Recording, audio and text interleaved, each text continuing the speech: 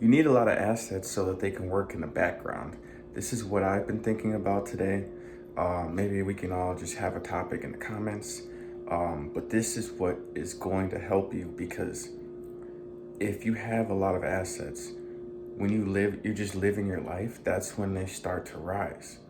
I realized, at least for me, when I was getting started, one, I didn't even really buy assets, but I only had a couple assets, maybe an old Xbox, couple items here and there, maybe a mic or something. Um, I would pawn them because I'd get in a financial bind because I was overspending. But you need a lot of assets, right? So you're not constantly looking at it.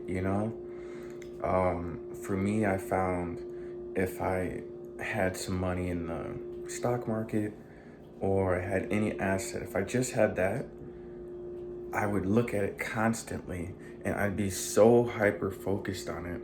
And if anything came up, I'd be like, well, let me just sell it.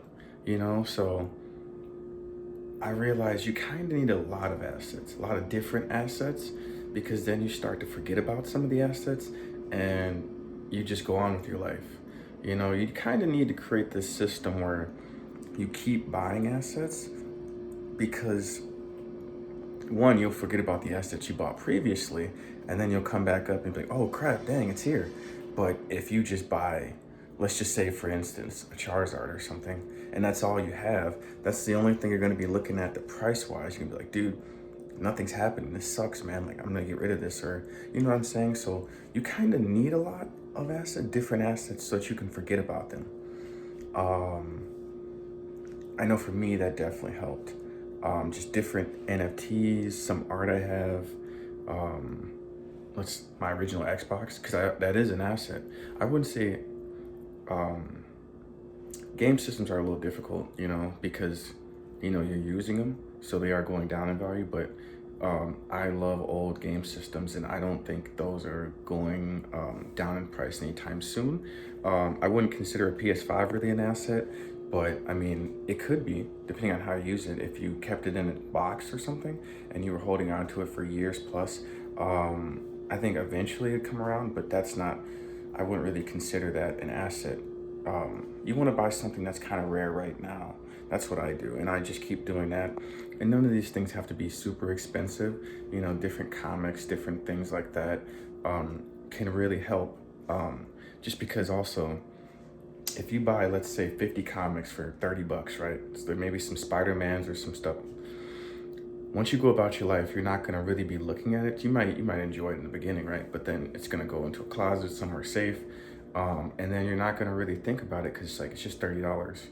So as it rises, you're not really sweating that, and you'll probably be more focused on something else.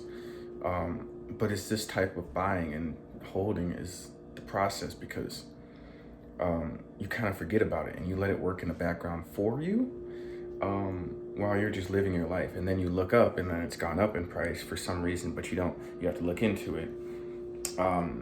Rather than sitting there looking at it every day and constantly doing research, and which isn't bad, but really you want to buy it and then just you want it hands off.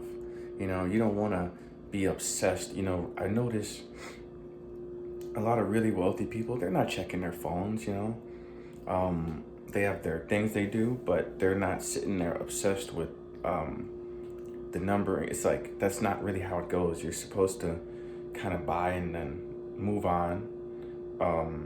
Obviously set it up in order, but you're not supposed to be sitting there staring at your phone all day. You're supposed to be enjoying life. So while you're enjoying life, your assets will be rising. But if the only thing you buy is, let's say, I don't know, for this instance, the stock market and stuff, which isn't a bad idea, it's a great start. You might be hyper focused on just watching the numbers and stuff, when you should kind of be more hands off. So I would just suggest, having a diverse portfolio, because you can kind of forget about some stuff. You forget you had some stuff lined up. Maybe you have some crypto on a platform that was only like $5, and then you come back and whatever. It's just like, you want to start planting seeds everywhere. That's how I feel. I use a lot of platforms. I was just checking some of my other platforms that I recently deleted. Well, not recently, deleted a while back. And there was like, what? There was $5 on one, $1 on another.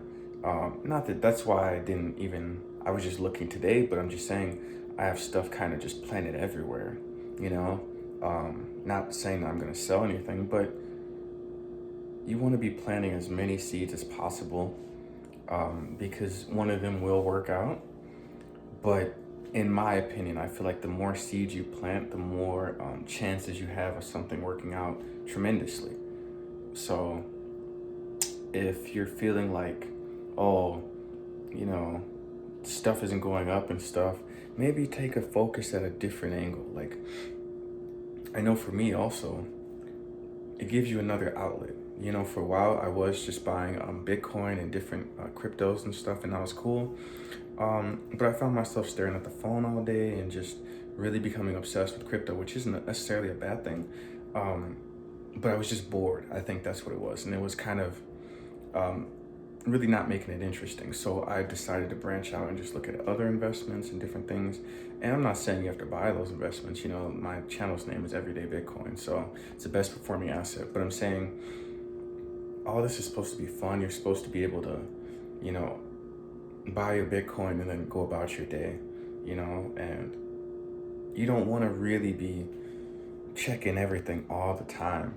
I'm not saying that's not a good thing, but you want a more hands-off approach. And a good way to get started with that is by just putting small amounts into a lot of different asset classes. It's really become a hobby for me, but I want to live a good life and a really fulfilled life without